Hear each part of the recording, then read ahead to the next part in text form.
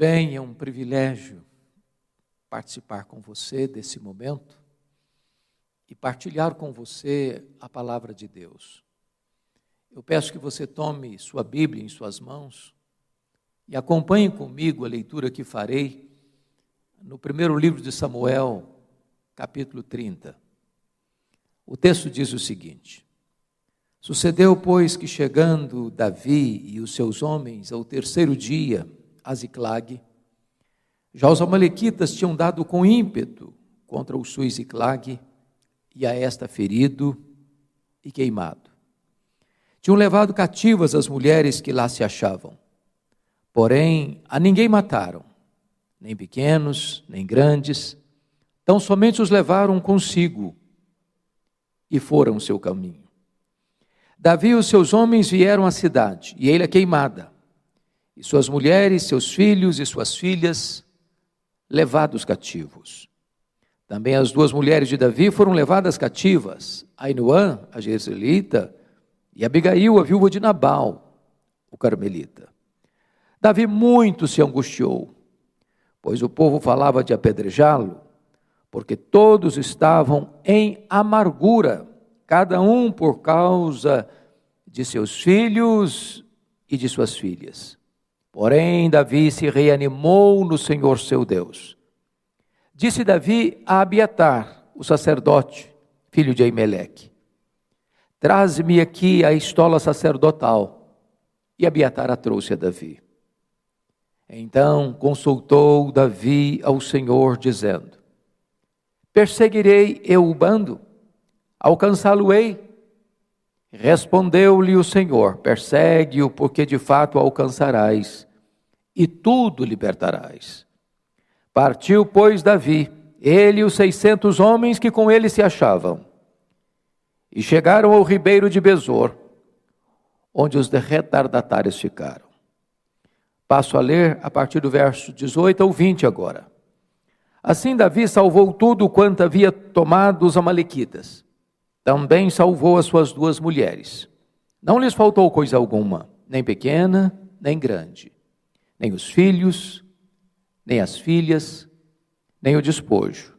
Nada do que lhes haviam tomado, tudo Davi tornou a trazer. Também tomou Davi todas as ovelhas e o gado, e o levaram diante de Davi e diziam: Este é o despojo de Davi. Alvin Toffler, consagrado escritor do século passado, escreveu uma das obras mais conhecidas de toda a literatura, O Choque do Futuro. E nesse livro ele disse que a maior crise mundial não é a crise internacional, não é a crise de petróleo, não é a crise ideológica, é a crise da família. A família está no epicentro de uma grande batalha. Forças humanas e sobre-humanas, forças da terra e das regiões celestes, forças que emanam das cortes, dos parlamentos, dos palácios, da grande mídia, da imprensa, do teatro, da literatura, conspiram contra a família. Há um esforço deliberado para se minar as bases da família, para se destruir a família, para desconstruir os valores da família. A família está sob ataque. Quando eu olho a Bíblia, por exemplo, no livro de Jó, vejo ali a fúria de Satanás para destruir Jó e a sua família. E o ataque, obviamente, com a permissão divina e com os limites estabelecidos por Deus, atingiram 5 áreas vitais na vida de Jó: sua vida financeira, sua saúde, seus filhos, seu casamento e suas amizades. Estas mesmas 5 áreas são atingidas aqui na narrativa do texto lido. Davi estava vivendo uma crise familiar. Seu sogro, rei Saul, insano que estava, perseguiu o genro com fúria assassina por todos os lados. Pelos desertos, pelas cavernas, pelos campos, pelas cidades. E Davi, não querendo atentar contra o seu próprio sogro, resolve buscar asilo político fora do território de Israel. Encontra então o agrado do rei Aquis, rei filisteu. E diz a Bíblia que este rei designa a cidade de Ziclag como cidade de refúgio de Davi, de seus homens e suas respectivas famílias. Certa feita, o rei filisteu marcha com o seu exército para lutar contra Saul.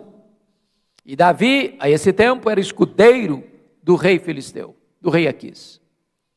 No meio da jornada, os príncipes disseram ao rei filisteu, ao rei Aquis: olha, Davi é um guerreiro, Davi é um israelita.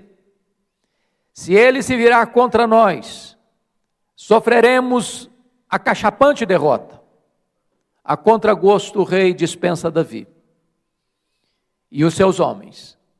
Quando eles retornam a Ziclag, constatam que a cidade tinha sido atacada pelos amalequitas, os terroristas do deserto. Eles tinham queimado a cidade, eles tinham ferido a cidade, eles tinham saqueado a cidade, eles tinham levado cativos as mulheres, os filhos e as filhas.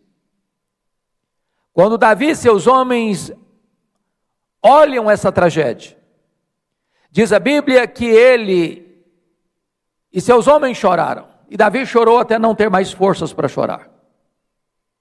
Seus aliados querem apedrejá-lo, querem matá-lo. Entretanto, Davi se reanima no Senhor seu Deus. Clama a Deus. Deus responde a ele. E ele parte para cima dos seus opressores e toma de volta tudo aquilo que os amalequitas haviam tirado dele. Este episódio enseja-nos lições muito oportunas no que tange à defesa da família. E eu queria aqui considerar com você dois aspectos desse texto. Em primeiro lugar, o ataque do inimigo. Esse ataque é um símbolo de todos os ataques frontais que a família tem enfrentado nos nossos dias. Tentando desconstruir a ideia de casamento conforme Deus o instituiu. Tentando destruir os papéis estabelecidos por Deus para o homem e para a mulher. Tentando confundir na mente das pessoas a sua identidade de gênero. Tentando tantas vezes minar as bases, as colunas mestras desta primeira instituição divina. E eu queria então olhar com vocês como é que é esse ataque. Em primeiro lugar, versículo 1 diz que eles tinham dado com ímpeto contra o sul e Ziclag. E o primeiro ponto que eu destaco é que esse ataque do inimigo é um ataque implacável. Deram com ímpeto, com fúria, com sentimento de destruição. Há muitas famílias hoje sendo atacadas com armas de grosso calibre. Casamentos arruinados, filhos destruídos, famílias completamente disfuncionais, que vão se desconstruindo ao longo do caminho, deixando rastros de tragédias. Eu estava certa feita no meu gabinete pastoral em Vitória, no Espírito Santo, quando entra uma senhora ainda jovem, com lágrimas nos olhos, com um sentimento um tanto quanto abalado, um pouco transtornada. E quando ela se acalmou, eu perguntei o que está acontecendo. Ela me disse: pastor, eu sou uma mulher evangélica. Quando eu estava saindo de casa para vir para cá, a minha vizinha pulou do 10º andar do nosso prédio e se esborrachou no asfalto. E eu perguntei: mas é por isso que a senhora veio? Ela disse: não. Eu estou aqui porque eu preciso fazer a mesma coisa. E eu não tenho coragem. E eu perguntei: mas por que a senhora quer se matar? E ela me respondeu: porque eu sou um problema. E eu perguntei: mas por que a senhora acha que a senhora é um problema? Ela me disse: porque o meu pai sempre me disse isso. E eu me casei para sair de casa, e o meu marido me disse as mesmas coisas. E eu me divorciei dele. E o meu segundo marido me diz as mesmas coisas. E eu estou no 3º casamento. E o meu marido me diz as mesmas coisas: pastor, eu sou um problema, eu não mereço viver, eu não posso mais viver. E eu disse para aquela mulher: você não é o que você pensa que você é. Você não é quem as pessoas dizem que você é. Você é quem Deus diz que você é. Você tem valor porque você foi criado à imagem e semelhança de Deus. Ainda que você tenha todas essas crises que assolam a sua alma, Jesus pode preencher o vazio da sua vida e dar significado à sua história e trazer para você uma vida abundante e superlativa. Quantas pessoas que foram atacadas desta maneira, cruelmente atacadas. Mas notem vocês que ainda no versículo 1 diz que eles tinham ferido e queimado a cidade. Você queima estruturas físicas, você fere pessoas. Há muito prejuízo econômico, financeiro, como resultado desta desconstrução da família, dessa desfuncionalidade da família. Mas o mais grave é que há muitas pessoas feridas. Feridas no corpo, feridas na alma, feridas nas emoções, feridas na honra. Há muitas pessoas que estão sorrindo por fora, mas estão chorando por dentro. Há muitas pessoas que estão no meio da multidão, mas vivendo uma dolorosa solidão. Há muitas pessoas que estão aí celebrando a vida nos happy hours da vida. Entretanto, quando botam a cabeça no travesseiro, são inundadas de dor, de angústia, de culpa, de vazio, de solidão. Eu nunca me esqueço de um congresso onde participei, onde uma enfermeira, era um congresso de médicos, e uma enfermeira muito sorridente, estava nos recebendo, era uma palestra para médicos que eu ia dar, e ela olhou para mim e disse assim: o senhor está vendo esse sorriso bonito que eu tenho? Eu disse: é claro, é impossível de não ver. Ela me disse: mas esse sorriso é uma mentira. Por trás desse sorriso, eu carrego uma alma doente, uma alma enferma. Quantas pessoas assim, feridas. Certa feita, um homem me procurou, ele era um cristão, um líder da igreja, me disse: pastor, eu gostaria que o senhor fosse visitar a minha mãe. O senhor não conhece a minha mãe? A minha mãe tem quase 80 anos, eu sou filho primogênito. Desde que me conheço por gente, a minha mãe sempre foi uma mulher triste, deprimida, olhar sem brilho. Já levamos a todo tipo de médico que o senhor possa imaginar. Já fizemos todo tipo de exame que o senhor possa perceber. Já levamos a psicólogos, a psiquiatras, ninguém identifica nada, mas ela tem uma tristeza crônica. O senhor podia orar por ela. Falei: eu vou lá fazer uma visita. Quando eu cheguei naquela casa, aquela senhora estava sentada num sofá, com um semblante abatido, com um olhar distante. Comecei a conversar com ela. Por providência de Deus, ela disse: eu quero ficar sozinha com o pastor. Os filhos se ausentaram. Ela olhou nos meus olhos e me disse: pastor, eu sofro há 60 anos. E eu perguntei: o que houve com a senhora? Ela me disse: eu traí meu noivo. Ele nunca ficou sabendo. Eu me casei, vivi muitos anos casada, sou viúva há vários anos. Mas aquele pecado está tão vivo na minha memória como se eu tivesse cometido hoje de manhã. Eu não tenho paz. Eu sou torturada pelo chicote da culpa o tempo todo. E eu confesso a vocês que eu chorei naquele dia, por perceber como o diabo mantivera aquela mulher ferida e numa masmorra emocional. Eu falei para ela da graça de Deus. Eu falei para ela do sangue do Cordeiro de Deus que tira o pecado do mundo. Eu falei para ela da possibilidade de ter uma vida livre, de receber o perdão, de se perdoar, de ser restaurada. E ali naquela tarde, aquela mulher de quase 80 anos se rende aos pés do Salvador e um sorriso brota no seu rosto. Eu tive o privilégio de discipulá-la, de batizá-la, de acompanhá-la por quase 10 anos. Mas aquela mulher vivera 60 anos, prisioneira, ferida. Há tanta gente assim. Mas se você perceber no texto, o principal alvo do inimigo é atingir a família, porque eles feriram e queimaram, mas levaram cativos as mulheres, os filhos e as filhas. Nenhum homem pode estar bem se sabe que a sua mulher está prisioneira. Nenhuma mulher pode estar bem se sabe que o seu marido está prisioneiro.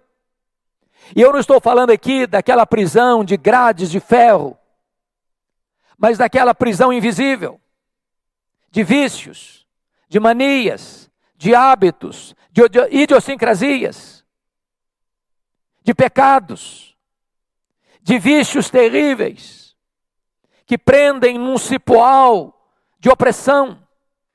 Nenhum pai, nenhuma mãe pode estar bem sabendo que seus filhos estão nas mãos do inimigo. Quantas pessoas prisioneiras, por laços invisíveis, por grossas correntes de opressão do diabo, do pecado. Certa feita um homem me procurou e disse: pastor, eu estou comunicando ao senhor que eu vou deixar minha esposa, minhas 2 filhas, vou sair da igreja, eu quero viver uma aventura.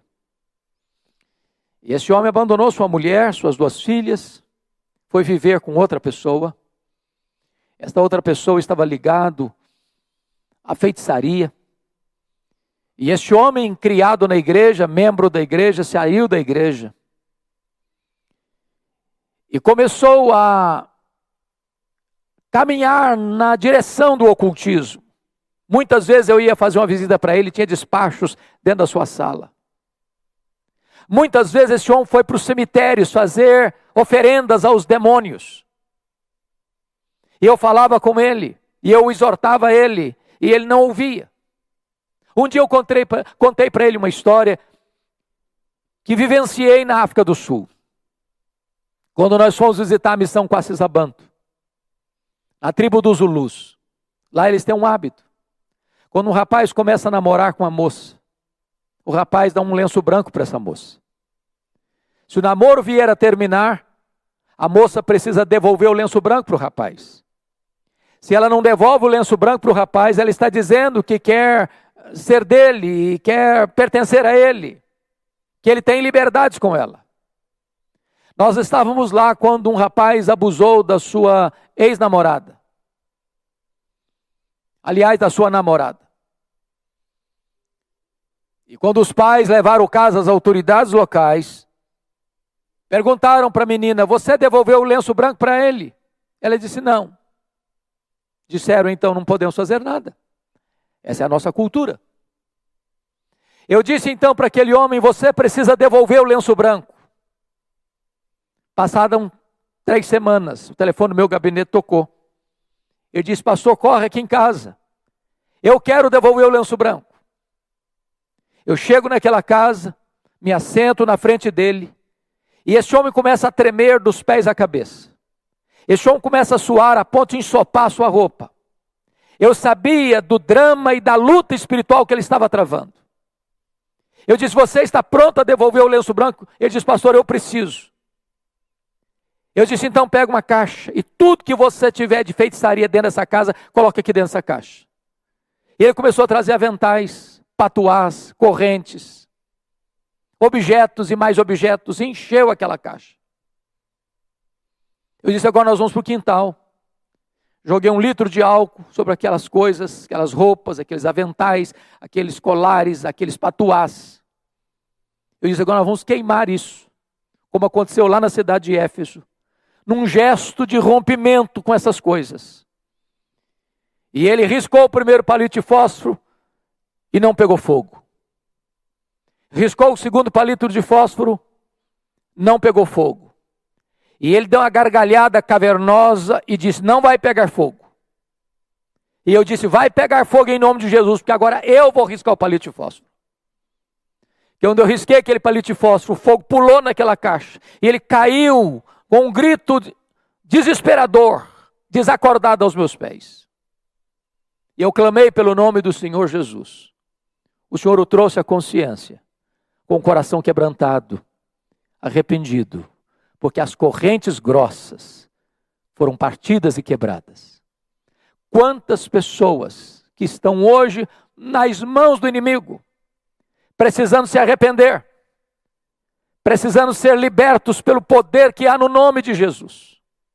Quantas famílias prisioneiras das drogas, do álcool, do pecado, da idolatria, da feitiçaria, das obras do diabo, das obras das trevas, precisando serem libertas pelo poder do nome de Jesus, lavadas e purificadas no sangue do Cordeiro de Deus.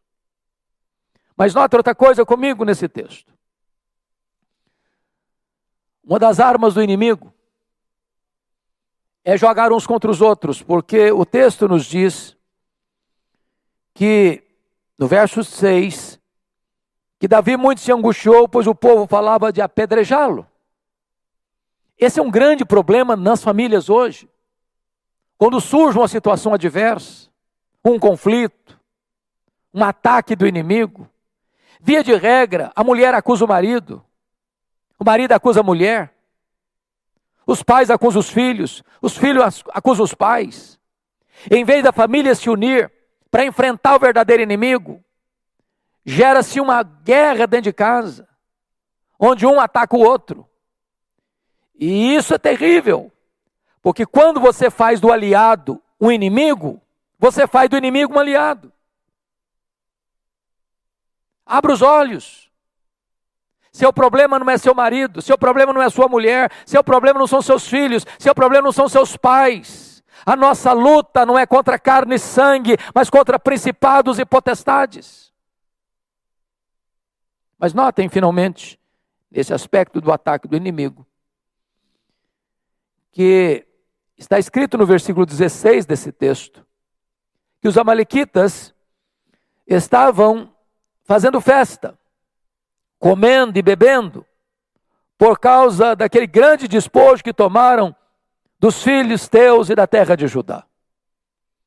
O que o texto está querendo nos mostrar é que quando o inimigo impõe sobre nós alguma derrota e tira de nós aquilo que Deus nos deu, ele celebra isso. A grande pergunta é onde a minha, sua, nossa vida está produzindo festa? No acampamento de Deus ou no arraial do inimigo? Vocês se lembram da história de Sansão? Aquele juiz de Israel, aquele moço que era um verdadeiro gigante, cheio do Espírito Santo, desde o ventre da sua mãe, nazireu, consagrado a Deus. E de como ele foi negociando princípios e valores, de como ele foi relativizando os absolutos de Deus, de como ele foi transigindo com a verdade, quebrando as fronteiras da sua consciência. Quando ele vai quebrando todos os compromissos que tinha assumido no que tange ao seu nazireado. Primeiro, procurando mel na caveira de um leão morto. Ele não podia tocar em cadáver. Segundo, dando uma festa de arromba no seu casamento, certamente regada a vinho, porque não queria ser diferente dos moços da sua época. Ele não teve peito para dizer, eu sou nazireu, eu sou diferente. Aquilo que é comum para os outros não é comum para mim. Terceiro, quando ele deita no colo de uma mulher que vai traí-lo, que vai seduzi-lo, que vai incomodá-lo, que vai afligi-lo, até ele abrir o coração e contar o segredo de que ele não podia ter os seus cabelos cortados. Diz a Bíblia que o Espírito Santo se retirou dele, e ele se tornou um homem vulnerável. Amarraram-no, cegaram-no, levaram-no para o templo de Dagom, o deus pagão, e ali ele foi motivo de chacota, e ali eles zombaram do seu Deus, ali eles zombaram da sua fé, e aquele que deveria ser motivo de festa no arraial de Deus, estava sendo motivo de festa no arraial do inimigo. Não brinque com o pecado, não faça concessão ao pecado, cuidado com as armadilhas, cuidado com as propostas do mundo, cuidado com as seduções que estão à sua volta, querendo capturar a sua alma, para que você não seja motivo de opróbrio e motivo de festa no arraial do inimigo. Bom, mas eu não gostaria de parar por aqui, porque se eu parasse por aqui, essa mensagem seria muito negativa, talvez trazendo até angústia e desespero ao seu coração. Tem uma contrapartida, e o segundo ponto e último ponto que eu trato nesta mensagem com você é o que fazer quando você constata que há problemas dentro da sua casa, na sua vida, que o inimigo está cirandando, que há pessoas machucadas, feridas dentro da sua família, quando há pessoas flertando com a morte na sua família. O que fazer? Bom, aqui o texto vai nos ensinar o que Davi fez. A primeira coisa que Davi fez está no versículo 4. Ele chorou até não ter mais forças para chorar. Há momentos que nós precisamos chorar pela família. Os dramas da nossa família precisam recuar e ressoar na nossa alma a ponto de nos levar às lágrimas. Não de desespero, mas de luta. Qual foi a última vez que você chorou pela sua família? Qual foi a última vez que você verteu lágrimas pela sua família? Como Ambrósio, certa feita, disse acerca de Mônica, mãe de Aurélio Agostinho, um filho de tantas lágrimas jamais poderia perecer. Eu não sei quantos de vocês conhecem o ministério de Tim Simbala, pastor da Igreja Batista do Brooklyn, uma igreja mundialmente conhecida. Ministério de música notório em toda a América. Uma igreja que crescia a olhos vistos. Um dia o pastor Tim Simbala chegou em casa, sua filha primogênita adolescente disse para ele: papai, eu não quero saber do seu Deus, eu não quero saber da sua igreja, eu quero sair de casa, eu quero curtir a vida. O pai pediu, o pai insistiu, o pai chorou, nada adiantou, aquela menina botou a mochila nas costas e saiu de casa. Pastor Tim Simbala pensou em abandonar o ministério. Disse: meu Deus, eu não tenho estrutura emocional para lidar com isso. Um dia um colega dele ligou para ele e disse: pastor Tim Simbala, esquece essa menina, ela não está nem aí com você, toca a sua vida, toca o seu ministério. Mas como é que um pai pode desistir de uma filha? Como é que uma mãe pode desistir de um filho?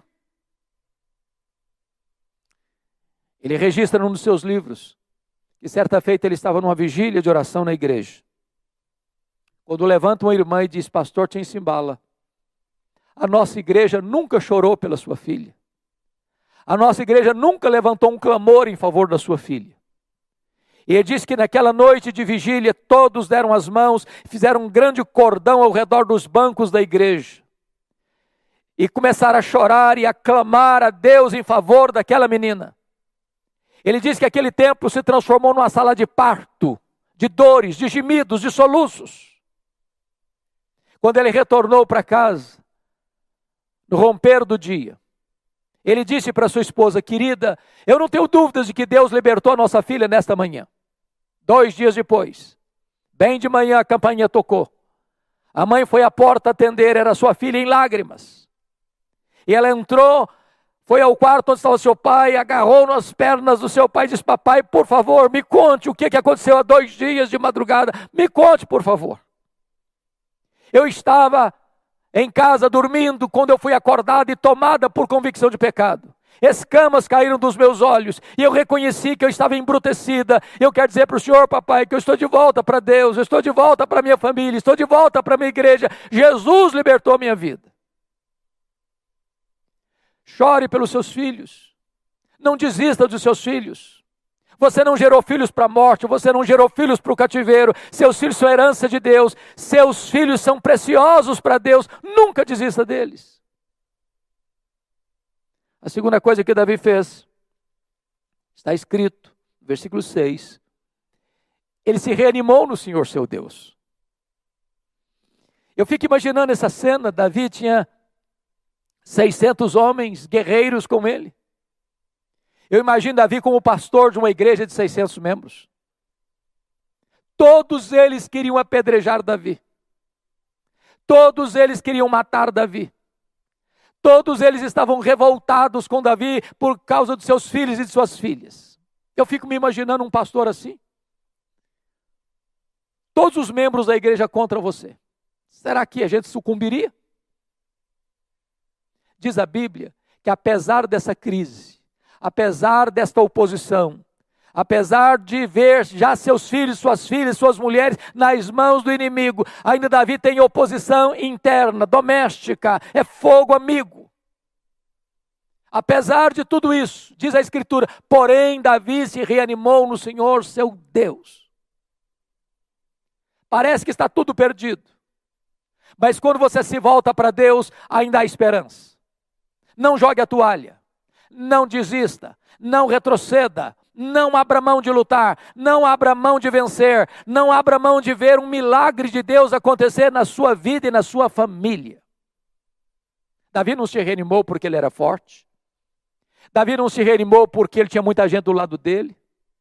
Davi não reanimou-se porque o inimigo era fraco. Davi não se reanimou porque tinha uma estratégia de guerra. Não, Davi se reanimou no Senhor seu Deus.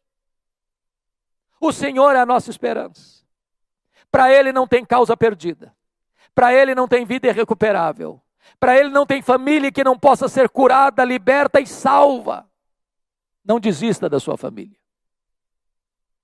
Mas em terceiro lugar, Davi não se reanima com força carnal, com bravatas humanas. Diz o texto que ele se reanimou no Senhor seu Deus e buscou a Deus em oração.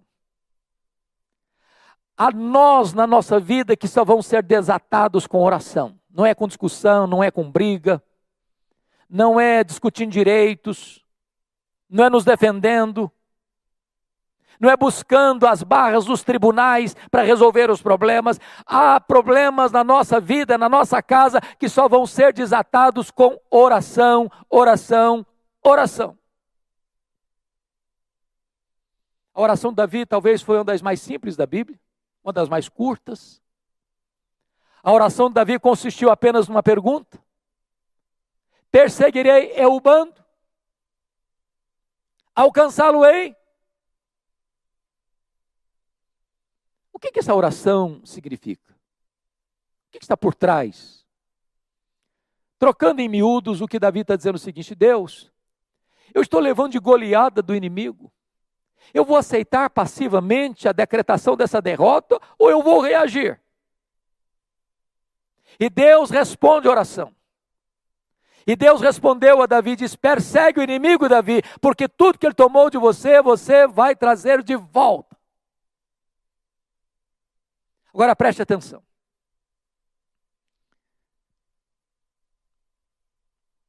Diz a Bíblia que quando Deus responde a oração, Davi não cruza os braços. Davi parte para a batalha. E a batalha é tão renhida que 200 homens ficaram para trás de cansados que estavam. Mas se você tem a promessa, você vai em frente. Se você tem a promessa, você não desiste. Se você tem a promessa, você não abre mão da vitória. E diz a Bíblia que Davi foi, que Davi venceu, que Davi tomou tudo de volta. As coisas pequenas, as coisas grandes, os filhos, as filhas, as mulheres. Tudo Davi tornou a trazer de volta. Não deixe nada do que Deus lhe deu nas mãos do inimigo. Talvez o diálogo na sua casa. Talvez a sua vida devocional. Talvez aquele amor, o primeiro amor que incendiou a sua vida, que alegrou a sua alma, ou onde você era aquele crente zeloso que amava a palavra, que amava a oração, que amava a casa de Deus, que amava falar do Evangelho de Cristo, que era um embaixador, e hoje talvez você está com o seu coração apagado, não tem brilho nos olhos, não tem fogo no coração, não tem entusiasmo na alma. Em nome de Jesus, retome o melhor daquilo que Deus já fez na sua vida. Eu gostaria de concluir dizendo a vocês que nós não podemos fazer concessões quando a nossa família é atacada. Eu recordo, e você se lembra disso, de como o faraó no Egito tentou reter o povo na escravidão. E ele fez 4 propostas para Moisés. Porque ele não queria que as famílias ficassem libertas, que o povo saísse da amarga escravidão, da servidão. Primeira proposta: adorem a Deus aqui mesmo. Êxodo 8, 25. Sirva a Deus no Egito mesmo. Para que ir embora? Mas Egito era lugar de escravidão. E Deus nos chamou para a liberdade. Moisés recusou essa proposta. A segunda proposta está lá em Êxodo 8, 28. Tá bom, vocês querem ir embora? Podem ir, mas não vão longe não, fiquem aqui, por perto. Vão ser bons vizinhos. Quando sentirem saudade, passem por aqui de novo. Não vá com tanta sede ao pote. Não seja um crente tão radical. Curta o melhor do Egito e o melhor da liberdade de vocês. Moisés rejeitou essa proposta. Não, nós estamos saindo e vamos embora. Aqui não é nosso lugar. Faraó então vem com a terceira proposta. Capítulo 10, verso 11. Tá bom, vocês podem ir embora. Os de cabecinha branca vão embora. Os jovens ficam. Vocês servem a Deus, os filhos de vocês ficam no Egito. Essa é a ideia perigosa de que lugar de jovem curtir a vida é no mundo, que a juventude passa. Eu quero dizer a você, jovem, a você, adolescente, que o lugar de jovem e adolescente curtir a vida é na casa de Deus, é na presença de Deus, porque só na presença de Deus tem plenitude de alegria. Mas aí o faraó partiu para a última proposta. Capítulo 10, versos 24 a 26. Tá bom, vocês vão embora. Os rebanhos de vocês ficam. Vocês servem a Deus, o dinheiro de vocês serve ao Egito. É a ideia de que você pode servir a Deus desassociado daquilo que você tem, ou daquilo que Deus lhe deu. A resposta de Moisés é fenomenal. Moisés respondeu assim para Faraó: Faraó, você quer os nossos rebanhos? Pois nenhuma unha ficará no Egito. Nenhuma unha. Até hoje eu não sei muito bem para que serve uma unha. Mas Moisés está dizendo, tudo que Deus nos deu, nós vamos colocar a serviço de Deus. Nada vai ficar no Egito, nada vai ficar nas mãos do inimigo. Nós precisamos de poder. Nós precisamos de graça para caminharmos vitoriosamente, apesar do ataque frontal que a família está enfrentando, apesar do mundo hostil em que vivemos, apesar de todas as forças ocultas e reveladas que conspiram contra a nossa família, nós precisamos clamar aos céus e pedir poder para que a nossa família seja, para a glória de Deus, uma família unida, uma família coesa, uma família cheia da graça, uma família cheia do Espírito Santo, uma família que vai ser instrumento nas mãos de Deus para abençoar a sociedade presente. Que Deus nos ajude, que Deus nos fortaleça, que Deus nos reanime, que Deus nos levante, que Deus nos restaure e que a nossa família esteja totalmente nas mãos do Deus vivo e que tudo que o inimigo tomou de nós possamos trazer de volta para que nós celebremos ao Senhor. O território onde o inimigo celebrava vai ser o território das nossas mais esplêndidas vitórias para a glória de Deus. Deus abençoe sua vida. Deus abençoe sua família. Deus abençoe o seu coração.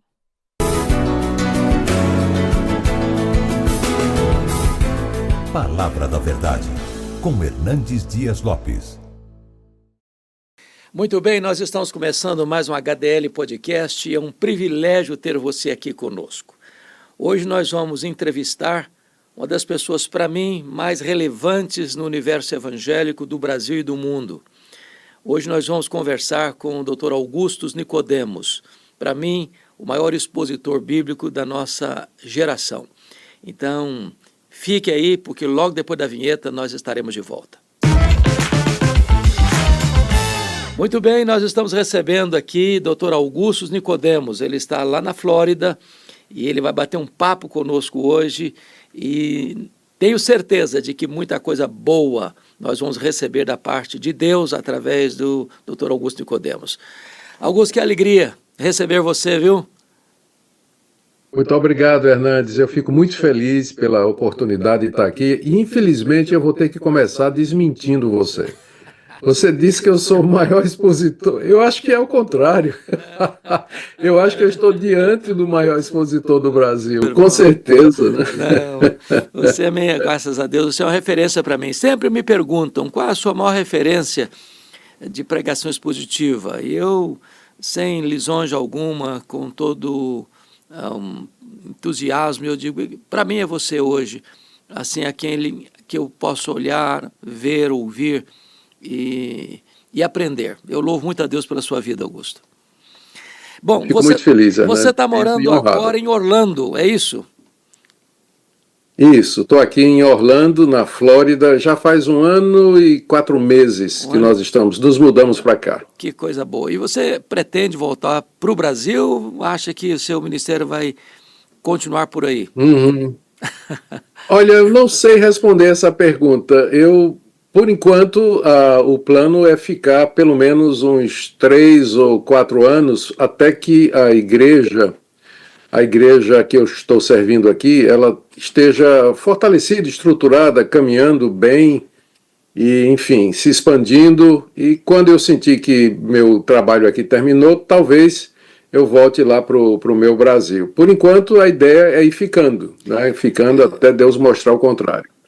Você faz muita falta aqui no Brasil. Eu sei que você é tão importante aí, ajudando aí o Samuel Vitalino, nosso amigo comum, nesse trabalho precioso de plantação e expansão da igreja aí na América, mas a sua presença aqui também é tão relevante, tão importante, e nós sentimos muito a sua falta aqui, viu?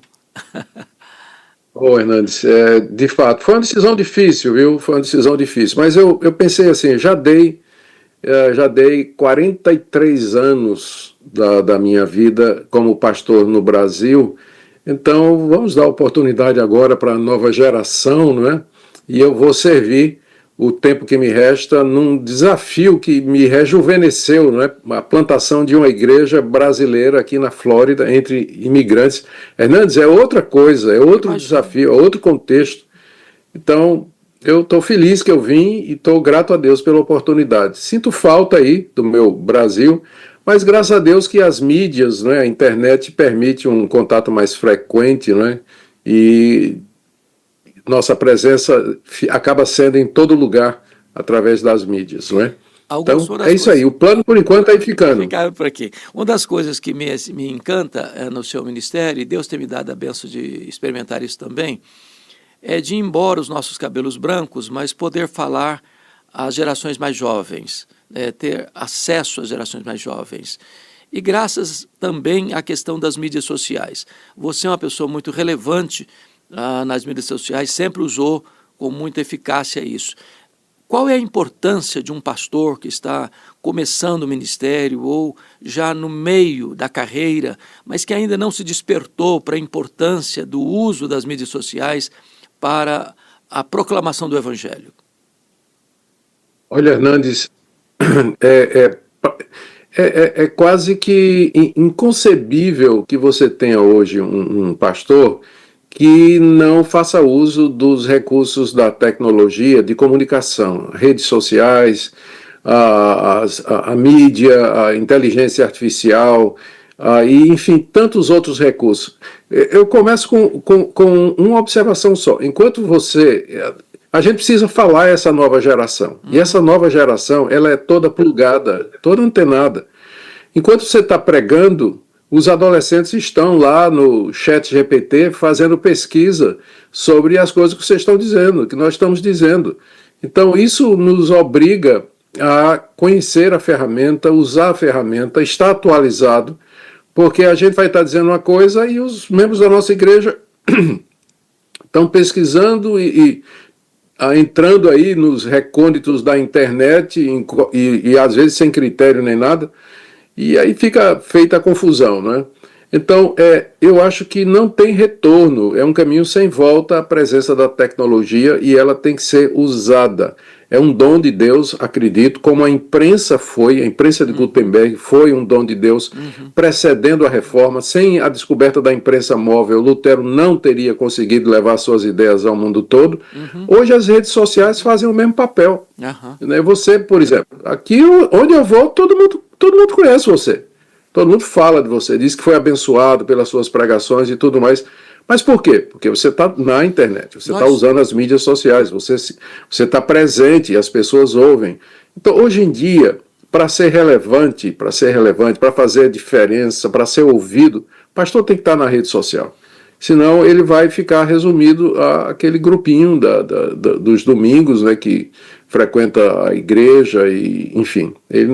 Ele pode até ter um bom conteúdo, e tem muitos pastores que têm sim, graças a Deus, né, pastores têm bom conteúdo, são pregadores, mas eles não têm inserção nas mídias, eles não conseguem ser ouvidos, o que é uma lástima, né, porque nós precisamos de vozes bíblicas e coerentes na mídia, diante do avanço do outro lado, né?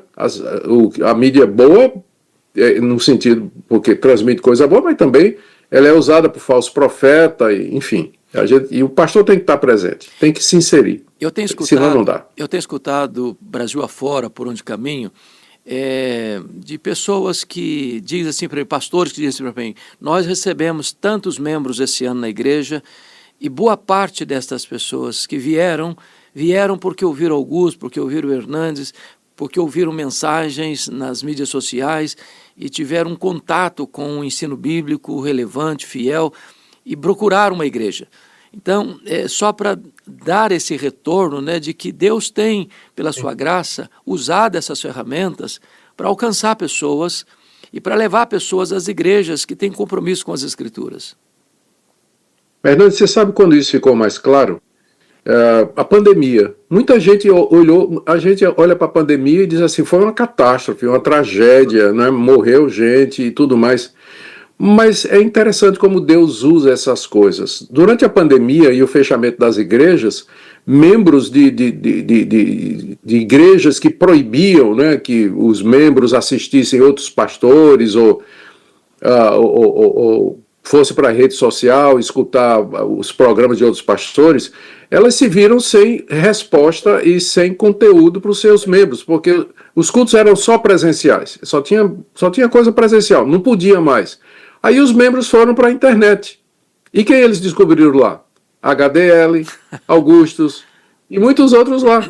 E aí a quantidade de gente que saiu, que está saindo de seitas e de igrejas arrebentadas aí, igrejas que são uma tragédia, e vindo procurar a igreja reformada, é muito grande. Mas aconteceu durante a pandemia. Exatamente foi um porque muito decisivo. Pastores... Decisivo. Eu acho que Deus usou isso aí para um despertamento espiritual no meio desses grupos. E até hoje a gente está colhendo os benefícios disso aí, recebendo gente nas igrejas que se converteu durante a pandemia, ou então abriu os olhos durante a pandemia, exatamente por conta de ministérios como o seu e de outros colegas que estão bem inseridos nas redes sociais. Augusto, eu escuto também de pastores, como você disse, que têm uma boa mensagem, são fiéis às Escrituras, que pregam com graça de Deus, mas apenas entre quatro paredes, apenas para a sua congregação, e diz, não, eu não vou investir porque o meu alcance é muito pequeno, eu não tenho seguidores. E qual a palavra que você tem para dar para essas pessoas que estão desanimadas ou desencorajadas ou não despertadas ainda para o uso das mídias sociais porque tem poucos seguidores? Vamos dizer, você chegou a esses números de seguidores, mas não foi de ontem para cá, né? Você está elaborando com isso há muito tempo, eu também há muito tempo. Qual a palavra que você tem para esse pastor que ainda não foi despertado porque acha que ele tem poucos seguidores e não vai alcançar tanta gente?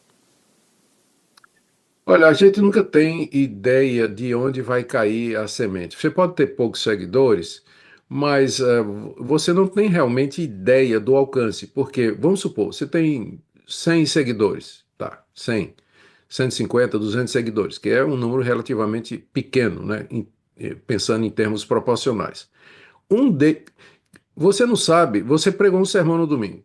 Então, um daqueles seguidores pega aquele seu sermão ou faz um recorte e ele passa para outra pessoa, que vai passar para outra pessoa. É impossível a gente saber o alcance da nossa palavra nas redes sociais, mesmo que você tenha poucos seguidores, mesmo que você tenha pouco.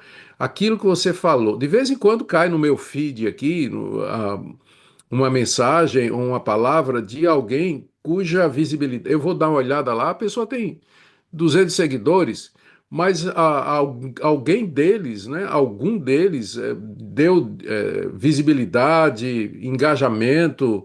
Então sempre a semeadura, a gente joga a semente e a gente não sabe onde ela vai cair e aonde o vento vai levar essa semente e em que coração ela vai cair. Então, ainda que uma pessoa ouça, se interesse e transmita e ela replique aquela mensagem, né, forward, ela reencaminha aquela mensagem, de repente cai no coração de uma pessoa e você foi abençoado. Glória. Então não desanime, continue. Lembre que Deus deu diferentes dons e talentos a uns.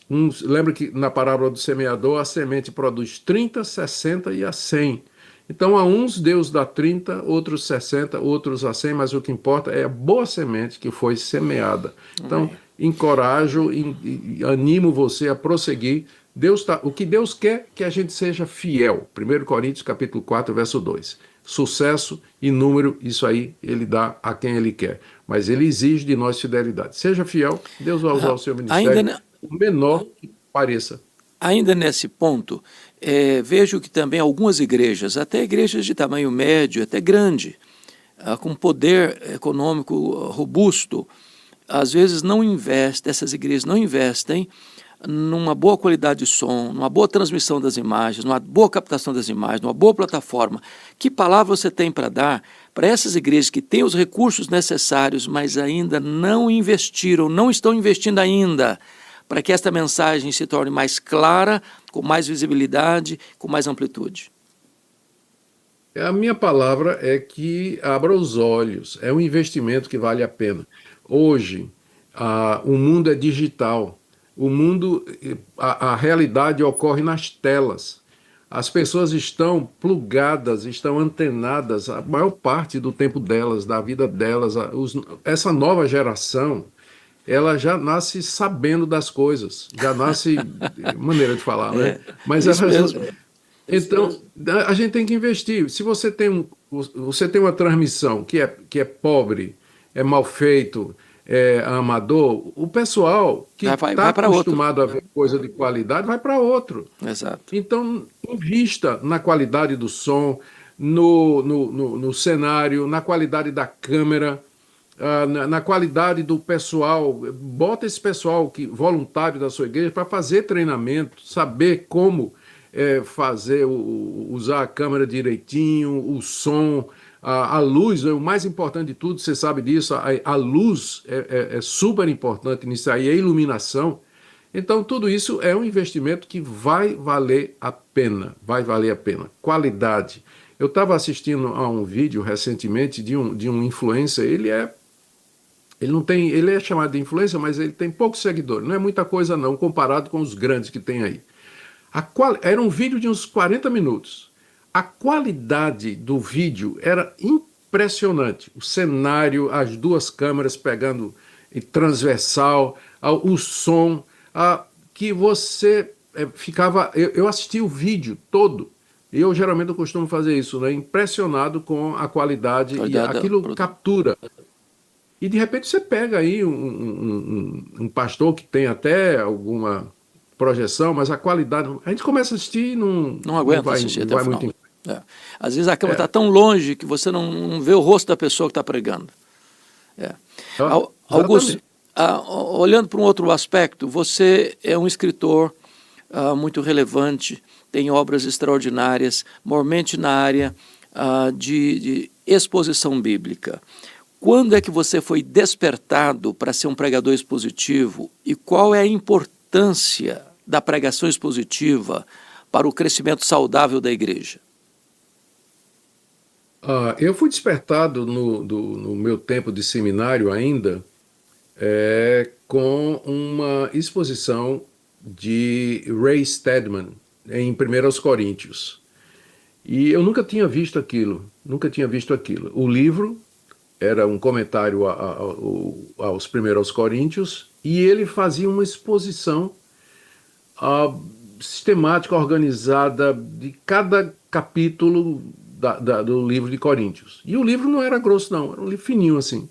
Eu fiquei muito impressionado com aquilo ali. Foi quando eu conheci Russell Shedd, Dr. Russell Shedd. O Shedd ia para o púlpito e ele levava o texto grego. Né? Ele devia saber o português de cabeça, mas ele levava o texto grego e expunha o significado das palavras, fazia uma espécie de uma análise sintática do texto, né? Uma análise de discurso ali do texto, dizendo o significado, o que é que Paulo queria dizer com aquilo, e enfim, ele gostava muito de pregar nas cartas paulinas, né? Então isso me despertou para a pregação expositiva.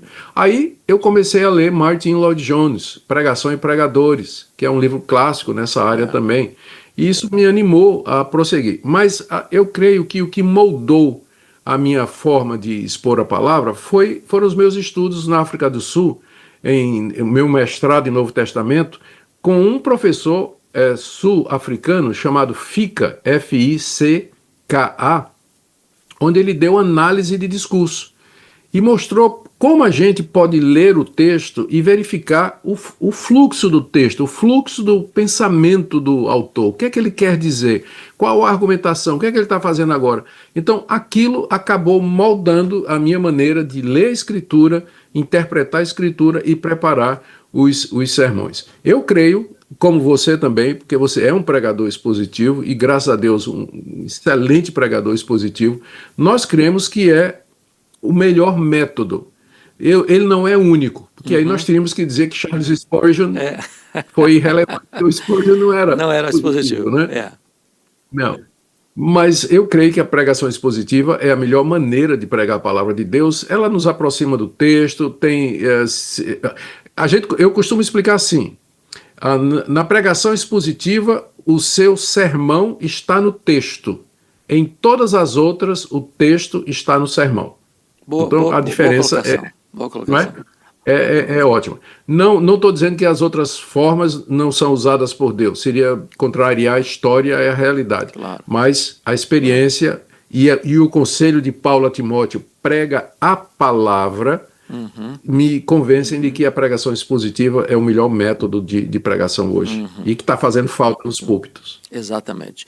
Há uma outra coisa que você tem a bênção de ser um escritor, eu tenho o privilégio também de ser escritor, e eu tenho, por onde passo, encorajado alguns colegas que têm um bom conteúdo, excelente conteúdo, mas que não foi despertado para escrever. Que palavra você tem para dar para um pastor ou um leigo, seja outra pessoa que não seja pastor, mas que tem um conteúdo bíblico sólido, que tem um conhecimento geral, abrangente, e que não foi despertado, mas que pode ser despertado para ser um escritor e deixar um legado para as futuras gerações? Que palavra você daria para essa pessoa? Olha, Hernandes, eu já publiquei mais de 60 livros, e eu acho que no universo evangélico eu só perco para um determinado escritor que está diante de mim. Isso é ótimo. E não foi fácil no começo. E você sabe, deve saber disso também. Não é fácil no começo, porque a questão não é nem você ter um bom conteúdo, um livro pronto. A questão é você encontrar quem publique. Porque as editoras,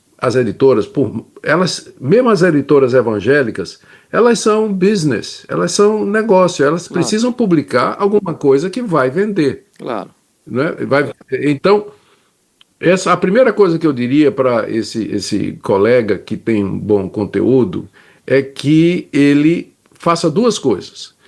Ele prepare esse bom conteúdo e ele consiga contatos, amigos, pessoas que possam apresentar esse conteúdo a uma editora que tenha uma boa capilaridade, uma editora que possa publicar e dar vazão. Porque o mais importante do que a publicação é a divulgação. Às vezes você tem uma editora boa, faz um trabalho excelente, dá para você um livro extraordinário, bem feito, a capa maravilhosa, diagramação, conteúdo fantástico, mas ela não consegue fazer o livro chegar lá na estante lá do aeroporto, das livrarias, não consegue, na Amazon, não consegue.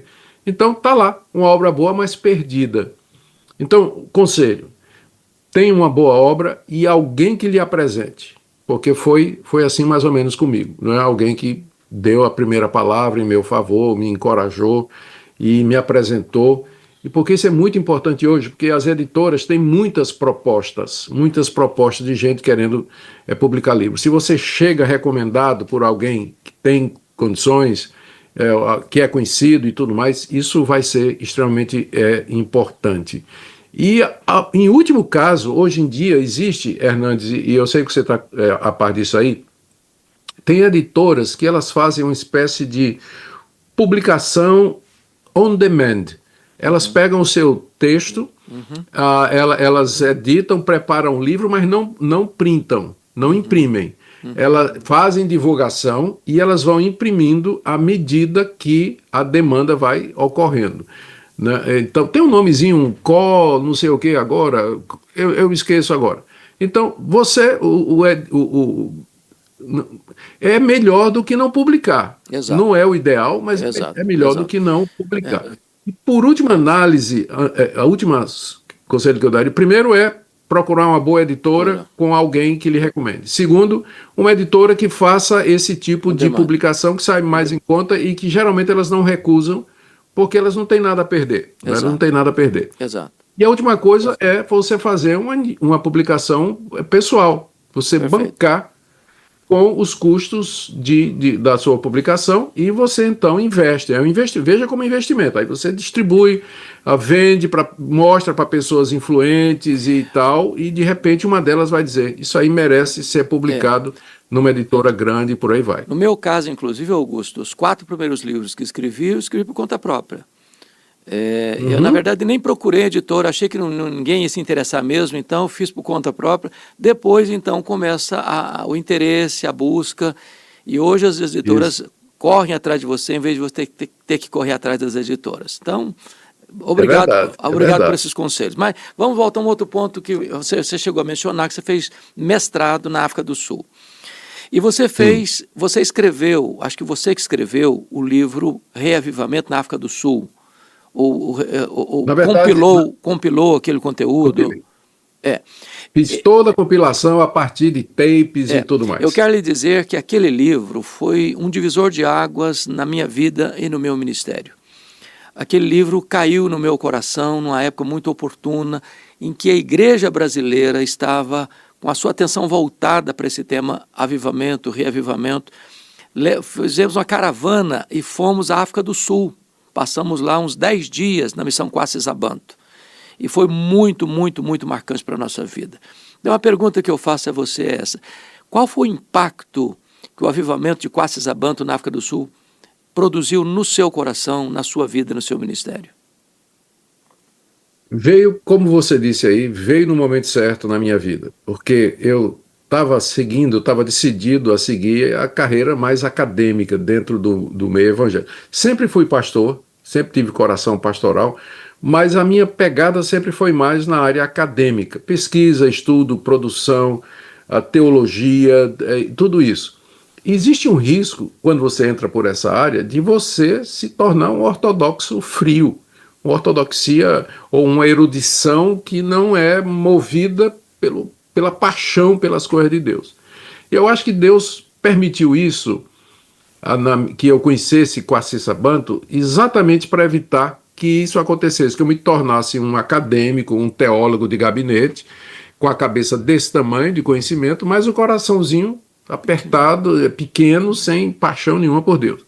Então, estar lá, ver a grande obra de Deus, as conversões em massa, os sinais e prodígios que eu creio que eram verdadeiros, sim, e acontecendo de forma diferente dos curandeiros que a gente vê aí em determinadas igrejas, coisas espontâneas, eles nem oravam por isso, né? nem buscavam essas coisas que Deus estava fazendo lá. Você conhece a história?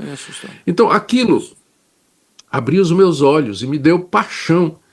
E tanto é que, voltando para o Brasil, a primeira coisa que eu fiz foi pegar o testemunho do Erle Steigen, o pastor que Deus usou para começar tudo aquilo, e colocar na forma de um livro, que foi publicado pela editora Knox, né, a atual editora Knox, que era do Paulo Anglada, né, que já está na glória.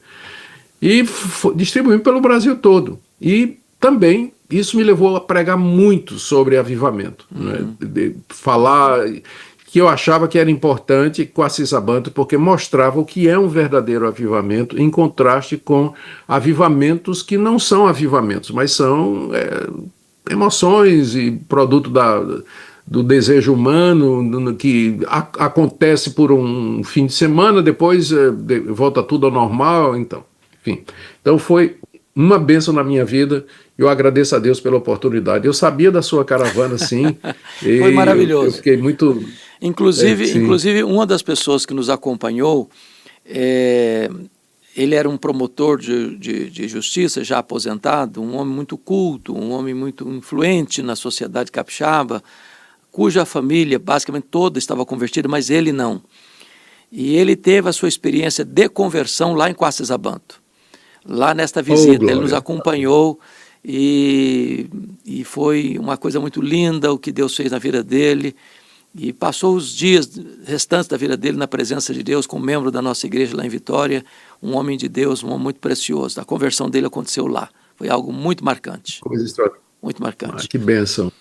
Glória a Deus por isso. Bom, mas aproveitando ainda, Augusto, mais uma coisinha aqui. Você acompanha e conhece a igreja brasileira. Você vê hoje denominações que capitularam o seu liberalismo, estão desidratando. Você vê outros grupos com mega templos, mas sem evangelho, sem mensagem da cruz, sem mensagem da graça, sem a justificação pela fé, sem as mensagens das Escrituras. E você vê também igrejas que, como você disse, permanecem firmes na doutrina, mas com uma ortodoxia ossificada, às vezes sem paixão pelo evangelho. Como é que você vê essa realidade brasileira e que palavra você teria para dar para aqueles que estão nos assistindo, dos cuidados que devemos ter nesse quesito no Brasil e no mundo? Olha, Hernandes, é muito boa a sua palavra e ela, por outro lado, é uma resposta que não é fácil, né? Não é fácil para a gente dar. Eu parto da promessa de Cristo, que disse que ele vai edificar a igreja dele sobre aquela verdade declarada de Pedro, que ele é o Cristo, o Filho do Deus vivo, e que as portas do inferno não prevaleceriam contra ela. Então, eu creio na igreja, é o credo apostólico, né? Creio em Deus Pai, creio em Deus Filho, creio no Espírito, creio na Santa Igreja Universal. Universal aí não é a Universal do Edir Macedo, mas a igreja que está no universo todo, né? E a católica aí não é a romana. Então, eu creio na igreja.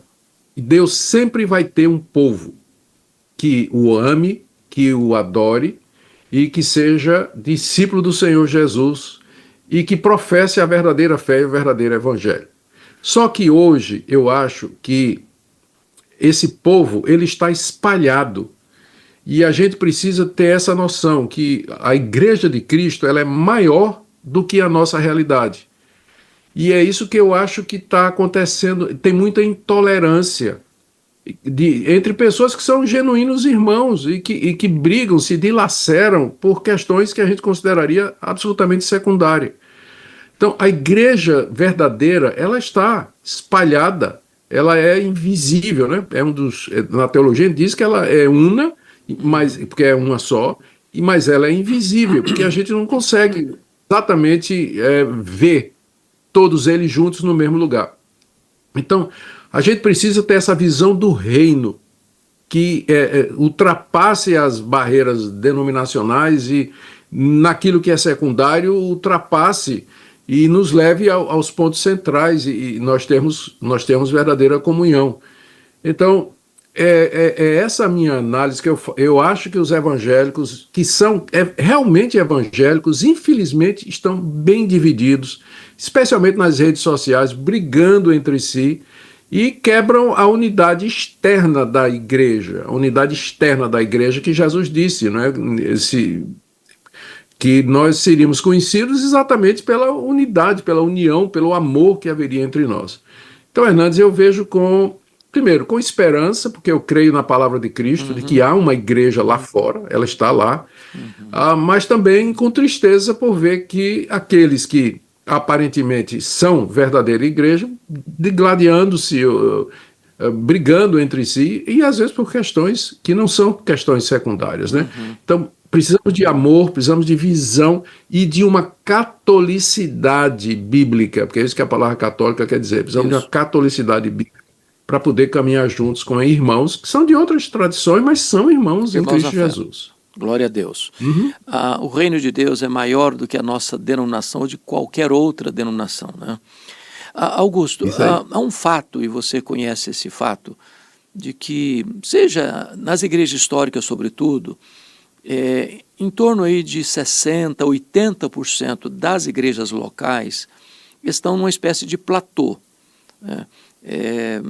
Não há um crescimento numérico expressivo. São igrejas bíblicas, igrejas firmes na doutrina, mas igrejas que não estão crescendo numericamente. E, de certa forma, parece-nos que também nem seus pastores, nem sua liderança, nem a própria membresia está sofrendo por isso, ou está incomodado com isso. Então, você vê uma igreja fazendo 40 anos, 50 anos, 60 anos de organização e tem o mesmo número de membros que tinha lá no começo. Que palavra você tem para dar para essas comunidades que, embora bíblicas nas igrejas chamadas históricas, estão nesse platô de acomodação, sem um crescimento numérico expressivo? Que palavra para essas igrejas? Isso, Hernandes, sim.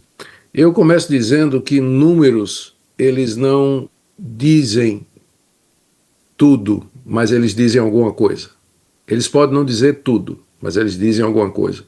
Então, por um lado, naturalmente, você sabe disso, a gente não vai julgar as coisas pelo número, mas nós não podemos desprezá-los.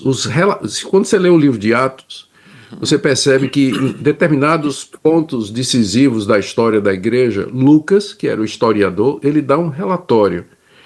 E boa parte desses relatórios é numérico. 3.000 almas, 5.000 almas. E aí, quando ele perde a conta, porque era muito, ele começa a dizer uma grande multidão, a grande quantidade de levitas, sacerdotes se convertiram. Multiplicando o número dos discípulos. Exatamente. Então, números não dizem tudo, mas eles dizem alguma coisa. Se eles não dissessem nada, não haveria essa preocupação bíblica de registrar números nos relatórios em momentos cruciais da história da igreja. Dito isso, a gente deve levar em consideração alguma coisa. Algumas dessas igrejas, elas não crescem porque os pastores, esses pastores, eles acham que ser pequeno é bom. Uma igreja pequena é fácil de pastorear, conhece todos os membros e não tem para que ser maior do que isso. Vamos ficar satisfeitos com isso aí. Não evangeliza, Porque às vezes até uma igreja ela pode permanecer. Por exemplo, como é o nome do pastor? Esqueço aqui agora. Ele é muito conhecido. Ele tem uma igreja aqui em Washington. Rapaz, o nome está aqui na cabeça, já já ele chega. É a idade, viu, Hernandes? É o Mark Dever. A filosofia dele é o seguinte: a igreja dele, ele estabeleceu 800 membros como sendo o número ideal de membros para pastorear. Ideal. Então, como a igreja dele cresce, quando chega em 800 membros, ele divide. Ele pega o excedente e começa um núcleo e começa uma outra igreja, nova igreja. Então, a igreja dele tem o mesmo número há 20 anos, mas ela se multiplicou, né? Deu origem a muitas outras igrejas.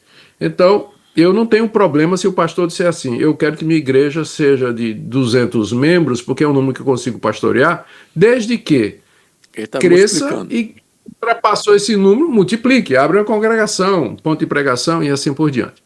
Muitos pastores têm medo da igreja crescer, Hernandes. E olha, o Tim Keller tem um artigo muito interessante, não sei se você chegou a ver, onde ele fala de como a igreja tem que mudar a sua estrutura a partir do crescimento dos membros.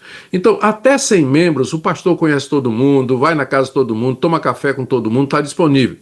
Chegou em 250 membros, ele já não conhece todo mundo. Exato. E aí, ele, em vez de ter somente pastor, ele vai ter que ter uma equipe, ele vai ter que ter um outro pastor. Exato. E aí, além de ser pastor, ele passa a ser um manager, ele passa a ser um gerenciador. Ele vai dizer quais são as tarefas da equipe, vai ter que se profissionalizar. Chegou em 500 membros. Aí ele já vai ter que ter uma equipe pastoral, vai ter que ter uma equipe de som, vai ter que ter uma equipe para isso. Aí o trabalho dele já não é mais aquele trabalho no chão da fábrica, na casa das pessoas tomando café. Passou de 1.000 membros, ele trabalha só com um grupo pequeno de auxiliares que vão distribuir tarefas, que vão fazer as coisas. Ele se limita a pregar e tudo mais. Cada vez que há uma mudança dessa, você perde gente. Eu vi isso aqui, posso falar aqui. A igreja que eu estou trabalhando aqui começou há 3 anos atrás. E ela começou com 50 pessoas. Quando eu vim aqui, há 2 anos atrás, ela já tinha pulado para mais de 100. E depois, a última vez que eu estive aqui, já estava passando dos 300. Hoje, ela já está chegando na casa dos 500 e já não passou.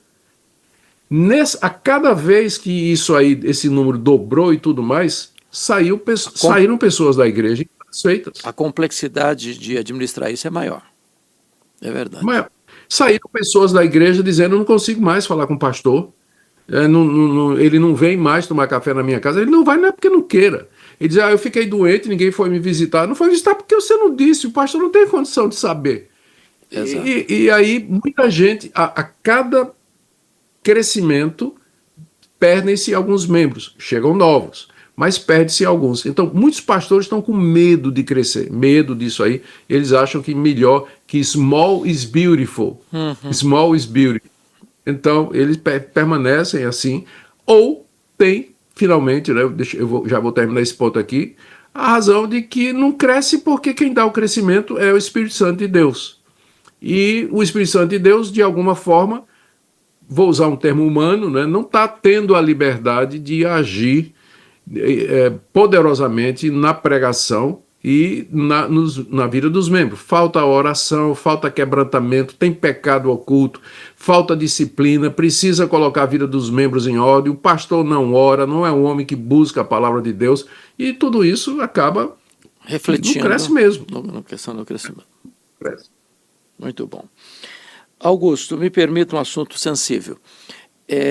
Fala. Essa semana foi a óbito o Papa Francisco, o líder maior da Igreja Romana.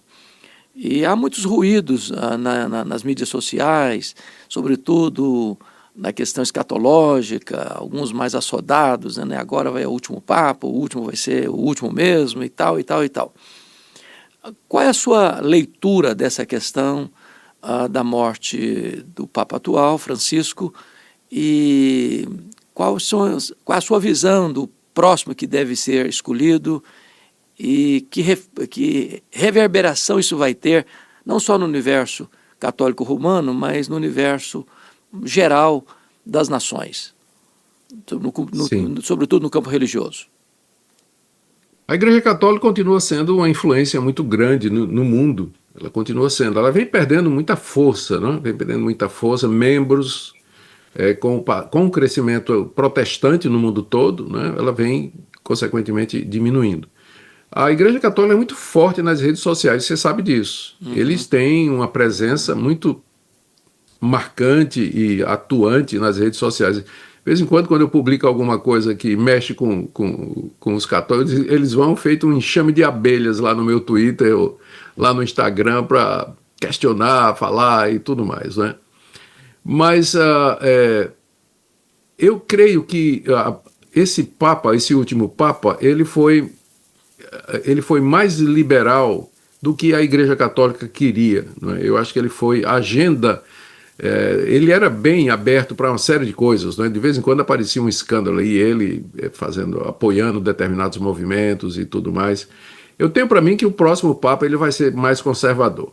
Eu tenho a impressão, não é, que os cardeais não vão deixar que siga na mesma linha de Francisco, mas deve ser um Papa mais conservador. E eu acho que isso, sinceramente, eu acho que isso não vai trazer muita diferença ao que é que já está acontecendo. Ele é um líder, né, vai ser um líder importante, vai ser ouvido em muitas coisas. Eu creio que vai ser mais conservador, mas não vejo motivo para alarde da parte dos evangélicos, né?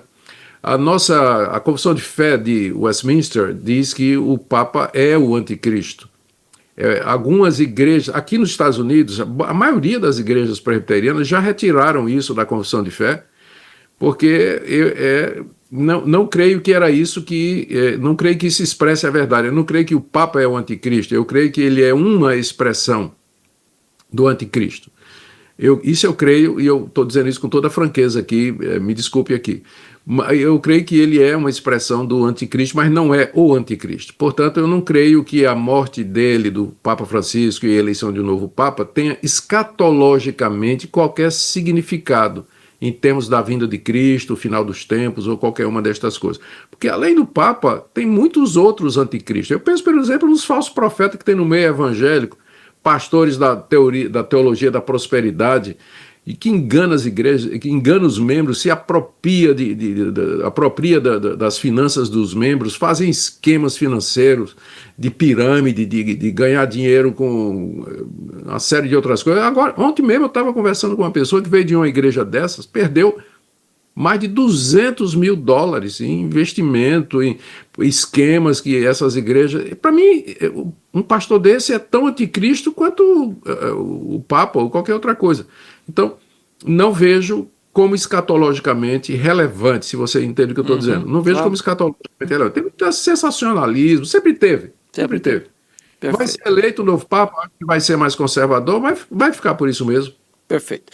A outra coisa também sensível, a semana passada eu estava num podcast do Inteligência Limitada, você já esteve lá também, e uma das perguntas que me foi feita é qual a minha visão sobre o chamado, entre aspas, Ministério Profético Mirim, que está muito assim badalado no Brasil, sem citar nomes, mas qual a sua visão sobre essa questão de pregadores, que se dizem profetas, aí ainda na fase de puberdade, da adolescência, qual a sua visão sobre isso?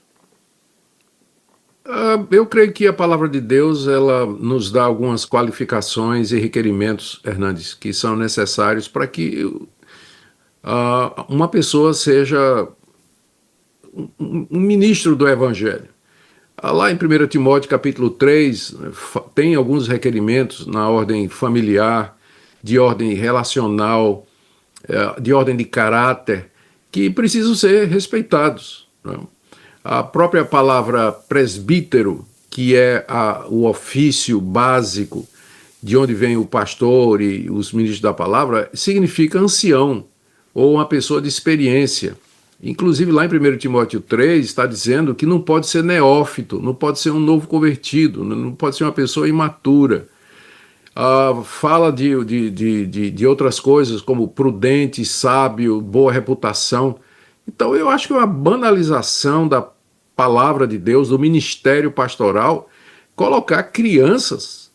Eu me lembro só da profecia de Isaías. Lá o profeta Isaías Deus se queixando através do profeta, dizendo: mulheres e crianças estão à frente do meu povo, sem nenhum preconceito aqui contra as mulheres, né, mas a questão da autoridade apenas. Mulheres e crianças estão à frente do meu povo, Deus se queixando lá no livro do profeta Isaías. Então eu olho para isso aí e não... Eu tenho dificuldade em crer que isso aí é alguma coisa que vem da parte de Deus, porque seria contradizer a própria palavra de Deus. Quando Saulo de Tarso se converteu, Deus teve que mandar ele para a Arábia, passar 3 anos lá, amadurecendo o pensamento dele antes de... Então a Bíblia está cheia de cuidados com o verdadeiro profeta, com aquele que fala a palavra de Deus. O obreiro aprovado precisa manejar bem a palavra da verdade, não? Então, eu sou muito cético e crítico desse tipo de coisa. Eu não creio que isso aí é coisa de Deus, não. Me perdoem, mas eu não creio. Augusto, nós estamos vivendo uma agenda woke, uma agenda progressista no mundo todo. E parece-nos que essa onda está encurralando, de certa forma, a igreja, e corre-se o risco amanhã de se aprovar leis que sejam contrárias a princípios cristãos que a igreja evangélica protestante defende com clareza, e correndo o risco, inclusive, dessas igrejas caírem na ilegalidade por pregar aquilo que a lei agora proíbe. Nesse cenário de avanço da pauta da esquerda ou dessa questão progressista, qual a sua visão do o que está pela frente, o que virá, e se vier, como reagir a essa situação? Hernandes, é excelente, né? Excelente pergunta, né? Você pintou bem o quadro que nós temos diante de nós. Eu acho que a gente precisa se conscientizar que nós estamos vivendo uma bolha dentro da história muito privilegiada. Veja só, durante os primeiros 400 anos, 350 anos da igreja cristã, ela estava na ilegalidade. O cristianismo era uma religião banida.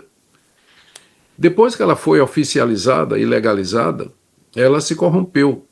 Mas surgiram, durante a Idade Média, grupos fiéis que queriam reforma, que queriam voltar para o... Dentro do espírito da época da Idade Média, né? Claro, tinha muito erro, muita coisa, mas havia o desejo, havia a consciência de que era preciso voltar. Foram perseguidos esses grupos, foram mortos. Quando teve a Reforma Protestante, também... Os valdenses, por exemplo, os valdenses desde 1173. Isso aí. Eu não sabia nem a data, mas você tem uma memória top. Mas eu me lembrava dos valdenses, né, que passaram por isso aí também, e outros grupos que queriam fazer reforma e acabaram não dando absolutamente nada, foram perseguidos e mortos. Depois da Reforma Protestante, a mesma coisa aconteceu. Depois você vê o evangelho sendo substituído no norte da África pelo avanço do islamismo, e aí o cristianismo perseguido, o islamismo toma conta do que antes foram as terras bíblicas, e agora em alguns lugares é proibido a presença cristã. No Ocidente, por conta da reforma, nós experimentamos já há uns 300, 400 anos liberdade de consciência, de crença, de religião, de expressão, coisa que não é o normal da igreja cristã. Né? É por isso que eu disse, nós estamos vivendo uma bolha. O normal é a gente ser ilegal e perseguido. É isso que é o normal. A igreja martírica. É exatamente. Esse é o padrão. Aqui no Ocidente, Deus, por motivos que só Ele sabe, nos poupou disso. Depois da Reforma Protestante, né? Mas eu falei 400 anos, mas é 500 anos, e Deus nos deu essa bolha. E essa bolha agora está se furando. Ela está acabando.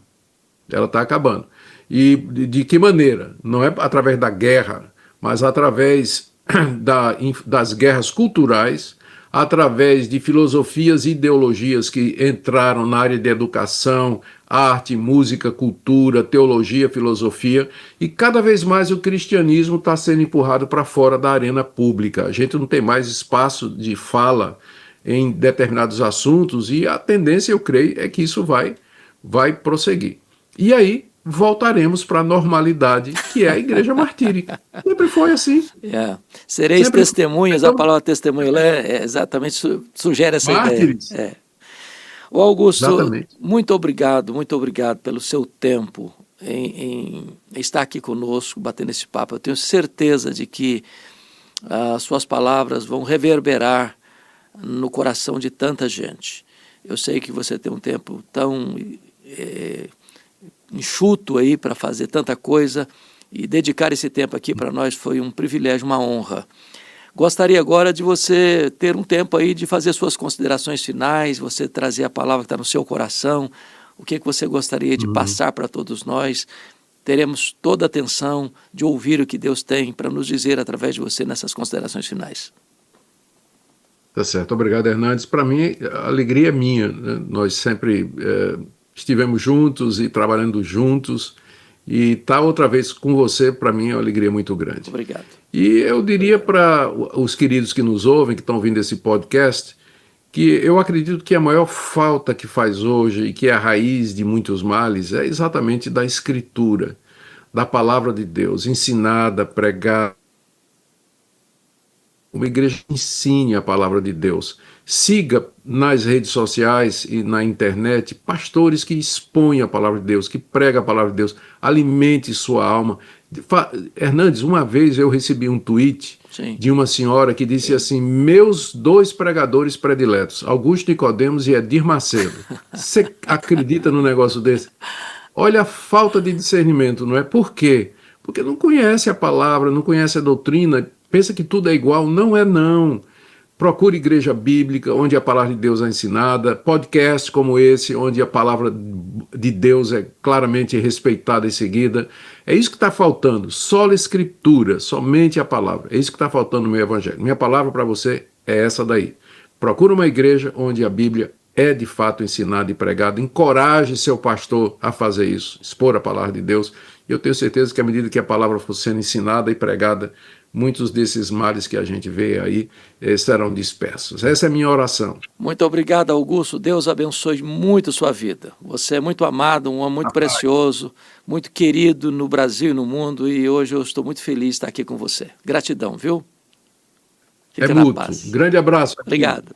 Tchau. Muito bem, então estamos encerrando mais um HDL Podcast. Se você gostou dessa entrevista, se inscreva aqui no nosso canal, compartilhe com seus amigos, siga as mídias sociais do Reverendo Augusto Nicodemos, as nossas mídias sociais, e em breve estaremos de volta com mais uma entrevista, com mais uma palavra de Deus para o seu coração. Até breve, fica com Deus.